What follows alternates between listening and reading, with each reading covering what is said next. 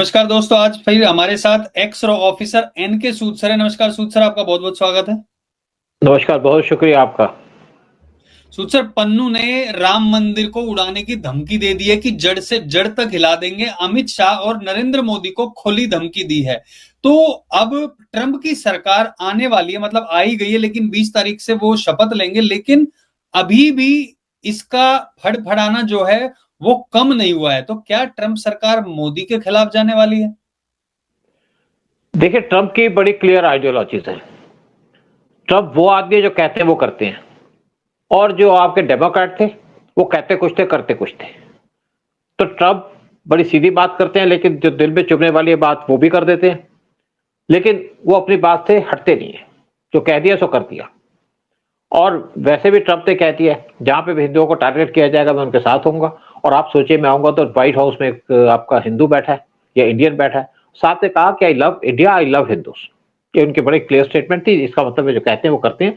और जिस तरीके से वो अपनी कैबिनेट को चुन रहे हैं, इसका मतलब है कि उन्होंने जो इंडिया के लॉयलिस्ट थे, जो इंडिया से रिलेशन अच्छे रखना चाहते हैं, उनको चुन लिया है। चाहे उनके फॉरेन सेक्रेटरी हो, चाहे डिफेंस सेक्रेटरी हो, चाहे उनके एनएसए हो, चाहे कोई भी हो। और साथ में जो एक्स के इंचार्ज हैं वो भी उनके साथ हैं। साथ में रामास्वामी, जो इनके वाइस प्रेसिडेंशियल कैंडिडेट थे, पहले पहले प्रेसिडेंट का बात कर रहे थे, फिर सोच रहे थे इनको वाइस प्रेसिडेंट का मिल जाएगा, उनको भी अपनी कैबिनेट में इंक्लूड कर रहे हैं। तो ट्रंप पन्नू जैसे लोगों का तो काम खत्म करने वाले हैं। ये सिर्फ इनके, आप सोचिए कि ये इस टाइम पे एक्सटेंशन में चल रहे हैं पन्नू। जब तक कमला हैरिस की गवर्नमेंट है तब तक ये चलेंगे, खत्म हो जाएंगे, कोई केस चलेगा नहीं। और इनका बोलना इनको भारी पड़ जाएगा। ट्रंप एक्शन लेने वाले हैं, इन पे भी एक्शन लेंगे, जॉर्ज सोरोस पे भी एक्शन लेंगे, और जितने भी वहां पे लोग डिस्ट्रप्शन करना चाहते हैं उन पे भी एक्शन लेंगे। हमास वालों पे भी उन्होंने क्लियर कर दिया अपनी पॉलिसीज, क्या पॉलिसीज होंगी। तो पन्नू की जो धमकी है, मुझे लगता है कि सेकंड लास्ट धमकी है, एक आधी और दे देंगे।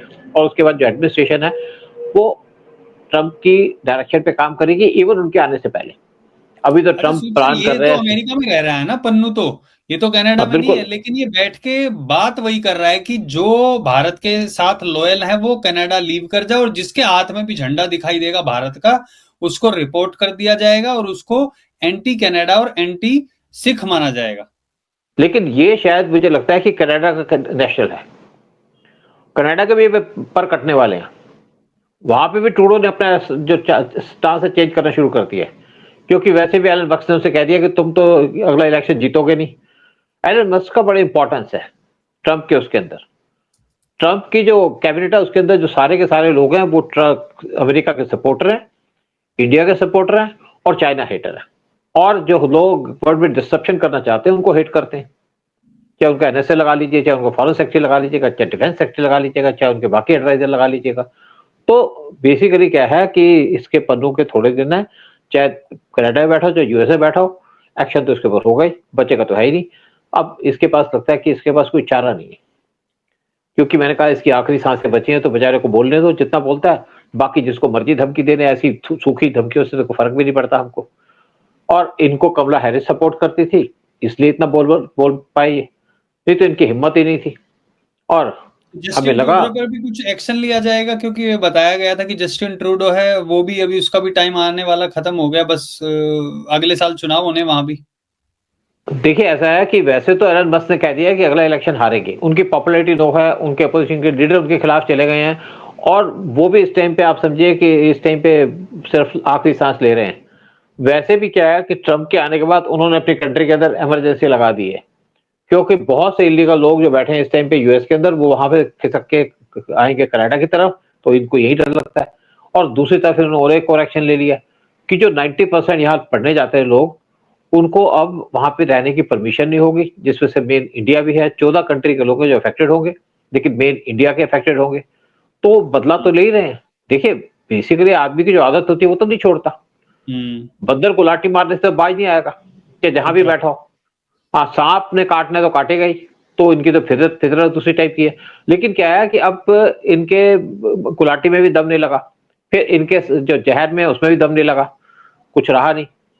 वैसे देखा जाए मुझे लगता है कि पन्नू कनेडियन सिटीजन है, लेकिन अमेरिका में आता जाता है, वहां से स्टेटमेंट दे अमेरिका रहा में है। रहता है। हाँ, लेकिन अब क्या है कि वहां पे कनाडा में तो इसके घर के पास भी बम ब्लास्ट हो गया था, लेकिन बच गए भाई साहब, पास के घर में हुआ था, तो इनको डर तो लगा हुआ है।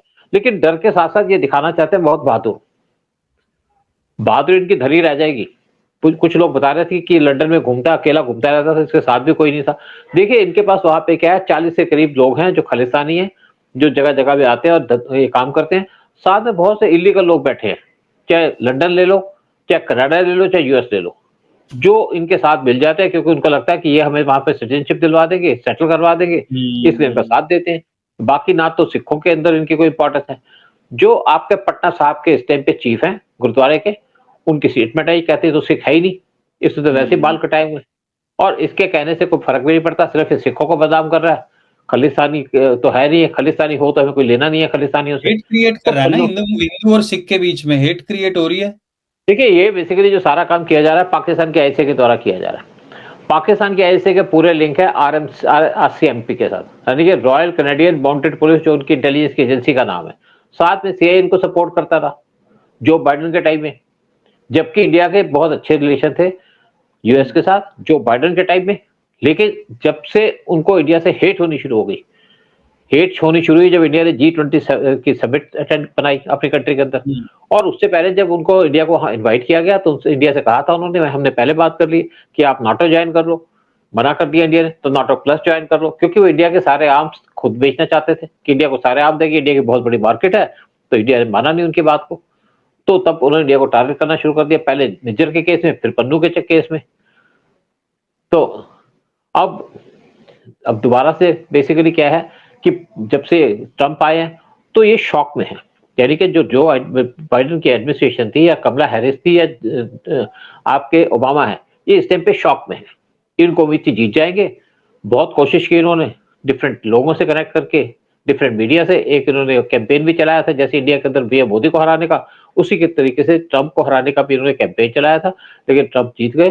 तो अब जो पन्नू है उनको पता है कि उनके दिन नजदीक है, तो ऐसी जो हेट स्टेटमेंट देकर के इनको एक तो पैसा इकट्ठा होता है, एक फंड इकट्ठे मिल जाते हैं, पाकिस्तान के आईएसए और जो एंटी इंडिया लॉबी है वो इनको फंड देती है ऐसी स्टेटमेंट देने से, तो ये दे रहे हैं। लेकिन इंडिया में तो कुछ कर नहीं सकते क्योंकि आज हमारी जो एजेंसीज है वो अलर्ट है, सतर्क है, और राम मंदिर के ऊपर तो हमने वहां पे पूरे सीसीटीवी कैमरास लगे हुए हैं, पूरी निगरानी रखी जा रही है, वहां पे एसपीजी के कमांडोज भी लोकेट किए हुए हैं, एनएसजी के कमांडोज भी। बोलिए सर, आप राम मंदिर का बता रहे, इसने कहा कि राम मंदिर और बाकी के भी जो मंदिर हैं उन पर भी हमले करेंगे और ये नींव हिला के रख देंगे और हमले लगातार करेंगे। तो इससे मुझे पर्सनली लग रहा है, वो आपने सही कहा कि ये धमकी दे रहा है। बस जो कुछ लोग वहां पे इनको सपोर्ट करते हैं वो सिटीजनशिप के लिए ही करते हैं, या जिनको सिटीजनशिप इन्होंने जब दिलवाई है, उसके अलावा भारत में इनको जो लोग सपोर्ट करते थे, वो हमारे बिश्नोई भाई, उसने को तो टपका दिया, बाकी डिब्रूगढ़ जेल में बैठे हैं ना, बाकी जेल में बैठे हैं। तो डिब्रूगढ़ जेल में, डिब्रूगढ़ जेल। हाँ, अब वही तो, बाकी अब इन पर शिकंजा कसा हुआ है। हालांकि अभी भी वहां पर पंजाब में गतिविधियां चालू हैं, क्योंकि उन्होंने ये सिख जो खालिस्तानी हैं उनको समर्थन लेकर ही पंजाब में सरकार बनाई गई है, ये बताया जाता है केजरीवाल के द्वारा। तो क्या पंजाब से वहां से ऐसा लग रहा है कि वहां से कोई मूवमेंट खड़ी हो सकती है और वहां से कुछ जो ऐसे मंदिरों पे निशाना बनाया जा सकता है उन लोगों के द्वारा?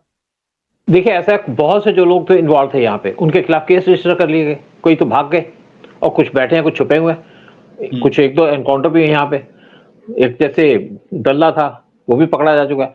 और दूसरी बात है कि पाकिस्तान की तरफ से काफी एक्टिविटीज तेज है। पिछले साल पाकिस्तान की तरफ से 100 के करीब ड्रोन आए थे इंडिया के अंदर आर्म्स एमुनिशन लेकर के, इस साल 200 ड्रोन पकड़े गए हैं। तो पाकिस्तान तो एक्टिव है ही, जबकि पाकिस्तान आप मरा हुआ है, लेकिन जाते जाते पाकिस्तान भी कुछ ना कुछ कर रहा है। पाकिस्तान के दिन खराब आ चुके हैं, पाकिस्तान परवास होने वाला। आईएमएफ ने कह दिया कि हम तुम्हें और लोन तो देंगे नहीं, जो $7 बिलियन का लोन दिया था वो भी आईएमएफ कह रहा है कि हम तुम्हें अगली इंस्टॉलमेंट नहीं देंगे, क्योंकि तुमने हमारे जो प्रोग्राम है उनको इम्प्लीमेंट नहीं किया। और दूसरी बात, वहां पे जब गवर्नमेंट चेंज हो गई तो ना तो उनको यूएई सपोर्ट करेगा, ना उनको सऊदी सपोर्ट करेगा। सऊदी ने तो कह दिया पाकिस्तान के 10,000 लोग हमारी जेल में जो यहाँ पे भीख मांगने आते थे, हमने उनको जेल में डाल दिया, और 4,000 लोगों के पासपोर्ट को कैंसिल कर दिया तो भीख मांगने आते थे।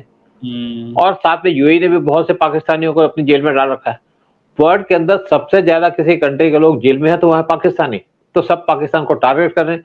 और अगर यहाँ पे ट्रंप आ गए जो पाकिस्तान को हेट करते हैं, तो आप सोच लीजिएगा, पहले यूएस पाकिस्तान को $400 मिलियन दिया करता था हर एक साल आर्म्स के लिए, एड देता था।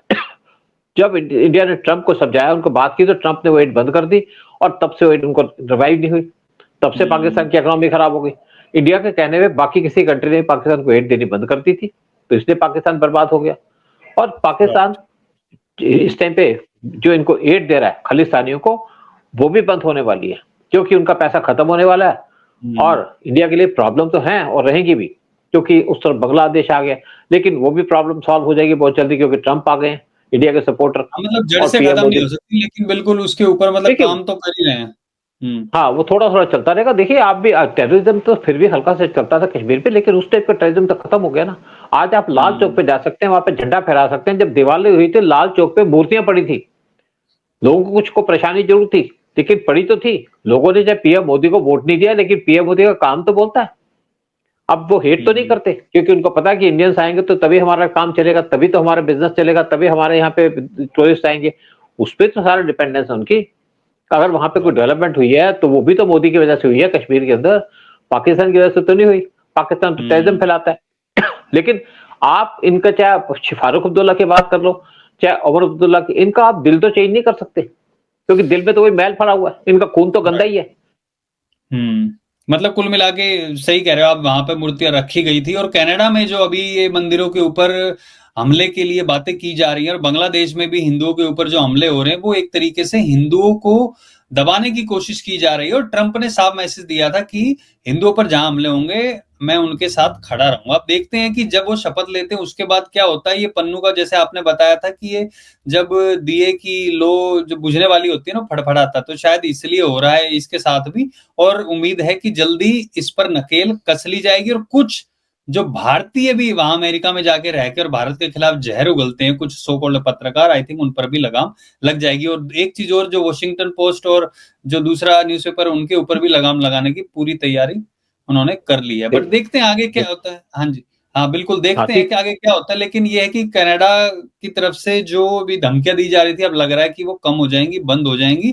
बस थोड़ा सा और इंतजार करना है, महीना डेढ़ महीना, जब ट्रंप आ जाएगा। उन्होंने पूरी तैयारी कर रखी होगी, और उनको देखते हुए कि वो आने वाले हैं, अपने आप ही इन लोगों ने कोशिश शुरू कर दी होगी कि भैया अब यहाँ पे शांत हो जाए और इस तरीके की हरकतें ना करें। बस बहुत बहुत धन्यवाद सूद सर आने के लिए, सारी जानकारी देने के लिए। जय हिंद, जय भारत। जय हिंद, जय भारत।